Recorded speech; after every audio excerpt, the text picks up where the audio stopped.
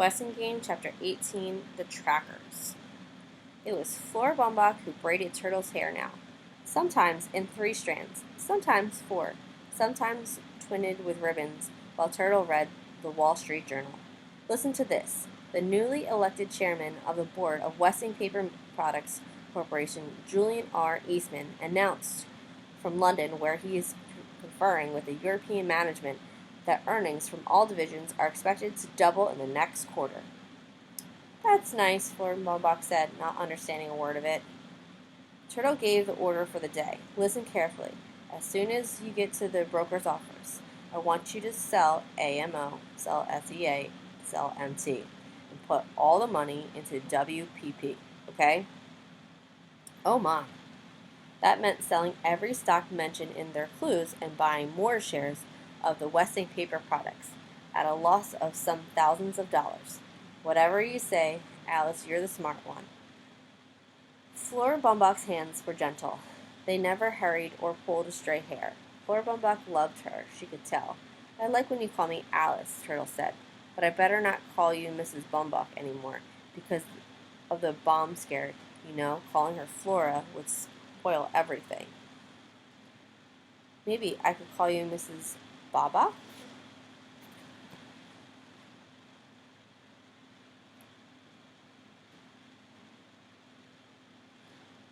Why not just Baba? That's exactly what Turtle Alice wanted to hear. Was your daughter Rosalie very smart, Baba? Why no, you're the smartest child I ever met. A real businesswoman. Turtle glowed behind the Wall Street Journal. I bet Rosalie baked bread and patched quilts and done stuff like that. The dressmaker's short fingers fumbled over the red ribbons she was weaving into a 4-stranded braid. Rosalie was an exceptional child, the friendliest, lovingest. Turtle crumpled the newspaper. Let's go. I'm late for school, and we've got that big trade to make. But I haven't finished tying the ribbons. Never mind. I like them hanging. Turtle felt like kicking somebody. Anybody. Good and hard.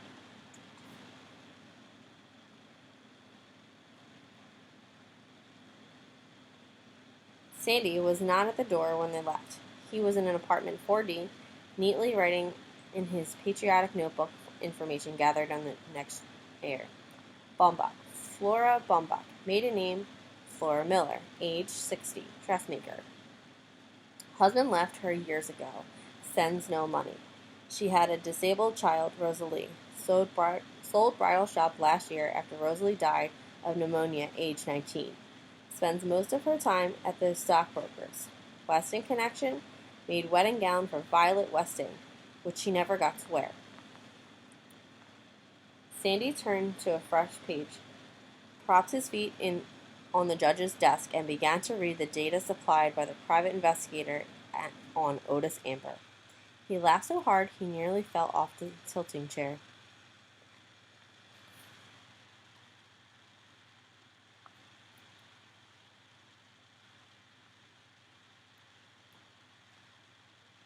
Haunted by last night's dream, Theo jogged behind his partner halfway to the high school before he uttered a breathless "Stop!"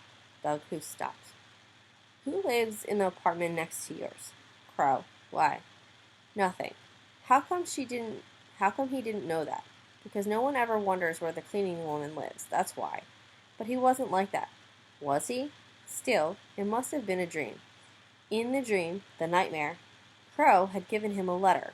But the only thing he found in his bathroom pocket this morning was a Westing paper hanky. Hey, wait, Doug had started off again. I figured out our clues. Ammonium nitrate. It's used in fertilizers, explosives, and rocket propellants. I knew these clues were a pile of fertilizer, Doug replied, jogging easily. Only one thing mattered. Saturday's big track meet. If he won or came in fast second, he'd have his pick in athletic scholarships. He didn't need the inheritance. Stand still and listen. Theo grabbed Doug by the shoulders and held him flat-footed on the ground. Like it or not, we're partners, and you've got to do your share. Sure, Doug replied. His father was angry, his partner was angry, and the bomber was blowing up Sunset Towers floor by floor. Some game. What do you want me to do? Follow Otis Amber.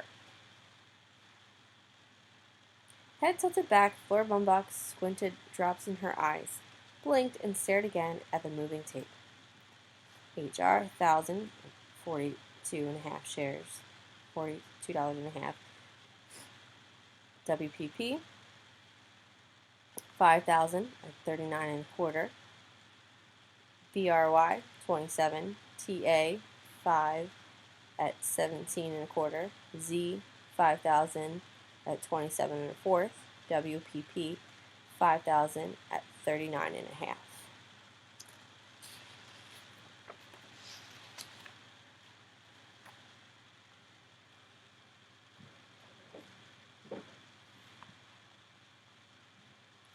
Oh my, Westing Paper Products had jumped 4.25.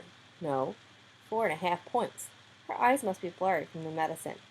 The dressmaker sat on the edge of her chair, biting her fingernails, waiting for WPP to cross the board again. There, WPP, $40. Oh my, this morning she had paid $35 a share. There it goes again. WPP, 40.25. Oh my. After classes, instead of running around in the indoor track, Doug Hu jogged out of the gym to the shopping center 6 blocks away. There was Otis Amber, placing 2 cake boxes in the compartment of his bike. He picked up a package from the butcher shop and pedaled off, unaware of the seat-suited figure trotting half a block behind him, and went into Sunset Towers to make his deliveries. Hi, Doug. Gonna run in the mile under 4 minutes on a Saturday? The doorman asked. Sure, hope so. Do me a favor, Sandy. Give a loud whistle when Otis Amber comes by, okay? Chip-toothed Sandy gave such a loud whistle that Otis Amber would have been deafened if the flaps of an aviator's helmet had been snug against his ears. Leaving his bicycle in the parking lot, Otis Amber boarded a bus. Doug ran the 5 uphill miles to the house with a place card. E.J. Plum, Eternity. He ran another 3 uphill miles after the bus that took the delivery boy to the hospital entrance. Doug sank down in the waiting room chair, wiped his face on his sweatshirt, and picked up a magazine. Fascinated by the centerfold picture, he almost missed Otis Amber, who dashed out of the hospital as though fleeing for his life. Hiding behind parked cars, Doug followed the delivery boy to another bus, ran 4 steep miles to the stockbroker's office. How is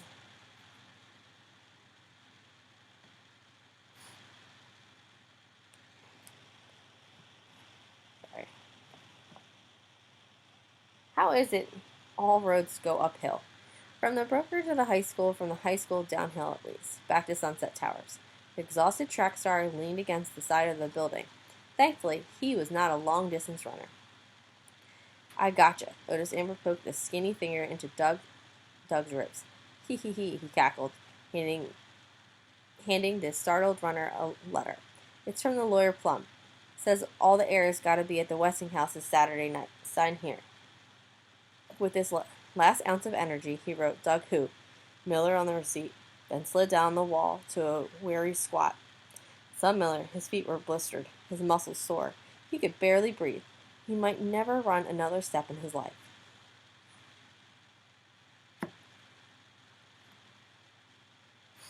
On receiving the notice of the Westinghouse meeting, Judge Ford canceled her remaining appointments and hurried home. Time was running out. Sandy read to her from his notebook. Amber. Otis Joseph Amber, age 62, delivery boy. 4th grade dropout, IQ 50. Lives in the basement of Green's Grocery, a bachelor. No living relatives. Westing connection. Delivered letters from E.J. Plum, attorney, both times. I would have guessed Otis had an IQ of -10, Sandy said with a smile. Go on to the next heir, the judge replied. Deary. D. Denton Deary, age 25, graduate of UW Medical School, first-year intern, plastic surgery. Parents live in Brasson, not heirs.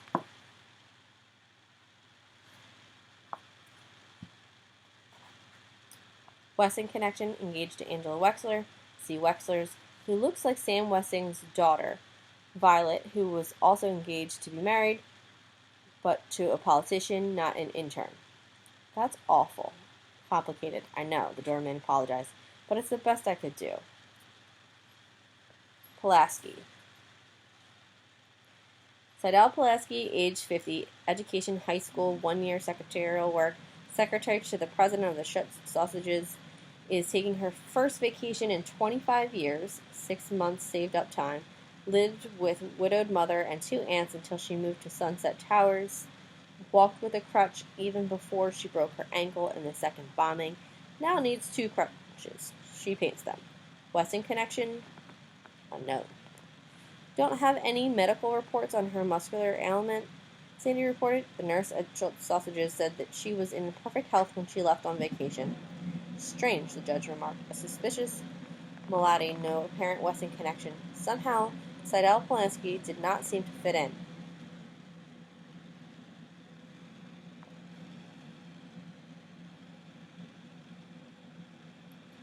Seidel clasped the translated notes to her bosom. My little secret. Mustn't peek, she said coyly, but the doctors had come to see Angela. The plastic surgeon loosened the tape from her check and peered under the gauze. One graft should do it, but we can't operate until the tissue heals, he said to the intern, then spoke to the patient. Call my secretary for an appointment in 2 months.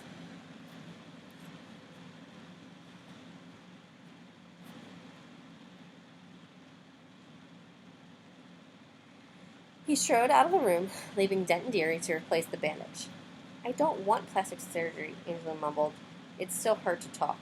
Nothing to be frightened of. He's the best when it comes to facial repairs. That's why I brought him in. We'll have to postpone the wedding. We can have a small informal wedding. Mother wouldn't like that. How about you, Angela? What do you want? He knew her unspoken answer was, I don't know. The door flew open and slammed against the adjacent wall. Where do you think you're going? Denton pulled Turtle to the halt by one of the streaming ribbons twisted in her braid. The sign says, no visitors. I'm not a visitor, I'm a sister, and get your germy hands off my hair. Denton Deary hurried to seek first aid for his bleeding shin and sent the biggest male nurse on the floor to take care of Turtle.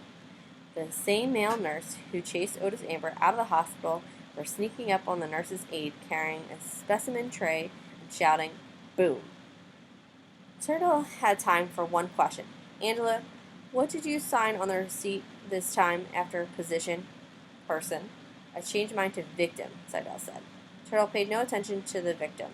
She was more interested in the 2 men entering the room, the burly male nurse and that creep of a lawyer, Plum.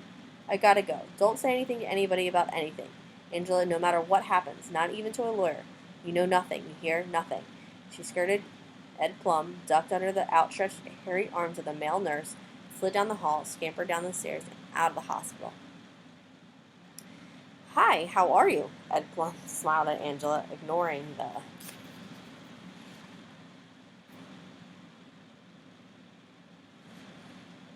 patient on the other bed. He didn't recognize Mrs. Pulaski without her painted crutch. I'm sorry to hear about your accident. Otis Amber told me about it.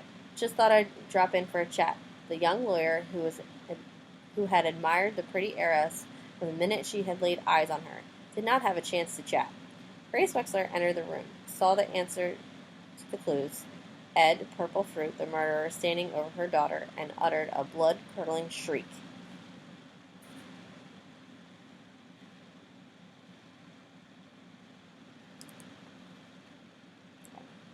3 visitors in one day. The first was Otis Amber with a letter from another receipt to sign. Chris had pretended to be scared by the boom when he wasn't really. He had twitched because he was excited about going to the Westing house again, even if he hadn't figured out the clues. Then Flora Baumbach came to see him. He wasn't nervous at all with that nice lady. She smiled that funny smile because she sat inside. She once had a daughter named Rosalie. She told him about how Rosalie would sit in the shop and say hello to customers, and how she would feel the fabrics. Mrs. Baumbach made wedding dresses, which are mostly white, so she bought samples of materials with bright colors and patterns because Rosalie loved colors best. Rosalie had 573 different swatches in her collection before she died. Mrs. Bumbuck and her daughter might have been an artist if things had turned out. Said her daughter might have been an artist if things had turned out differently. What would I have been if things turned out differently? The third visitor entered, limping. His partner was limping. Too much excitement. This stupid body was jerking all over the place. Denton Deary sat down next to the wheelchair. Take it easy, Chris. Calm down, kid. I'm not the creature from the Black Lagoon, you know. His partner, a doctor, watched horror movies on television, too. Slowly, arms untangled, legs unsnarled. Slowly, Chris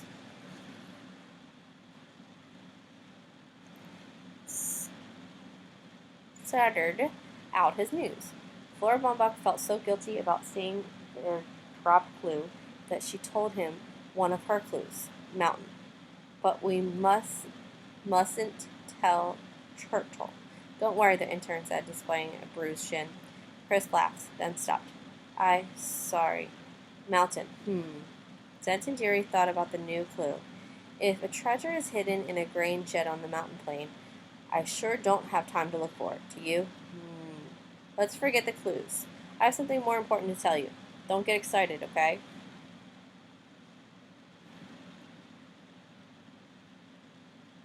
Chris nodded. His partner was going to ask for the money. Denton Deary stood. I'll get your toothbrush and pajamas. Then we'll go to the hospital. Don't get excited. Chris got excited. How could he explain that what he wanted from his partner was companionship, not more probing, pricking doctors from their bad news that made his mother cry? Listen, Chris, can you hear me? Just overnight, I found a neurologist, a nerve doctor, who works on problems like yours. Operation? No operation. Did you hear me, Chris? No operation. The doctor thinks a new medicine may help. He has to examine you, make some tests. I have your parents' permission, but no one will touch you unless you want to talk it over first. You and me, together, I promise. Chris grimaced, trying to smile. His partner said talk it over with the two of them together. They were really partners now. You can have money. What? Oh, the money? Later. Here, let me take those. You won't need them in the hospital. Chris clung to his binoculars. Well, I guess you do need them. Ready? Here we go. All of a sudden, he was leaving Sunset Towers, pushed by a limping partner. Maybe Dr. Deary was not who and what he says he is. Maybe he is being kidnapped for ransom. Maybe he's being held hostage. Oh boy, he hasn't had so much fun in years.